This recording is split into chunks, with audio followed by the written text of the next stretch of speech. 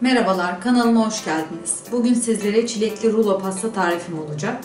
Malzemelerin sırasıyla 5 adet yumurta, 1 su bardağından 2 parmak eksik toz şeker, 1 çay bardağı ayçiçek yağı, 1 Ajda bardak süt, 1 paket kabartma tozu, 1 paket vanilya, kıvamına göre un kullanacağız. Malzemelerin tamamını videomda paylaşacağım yazarak sizlerle.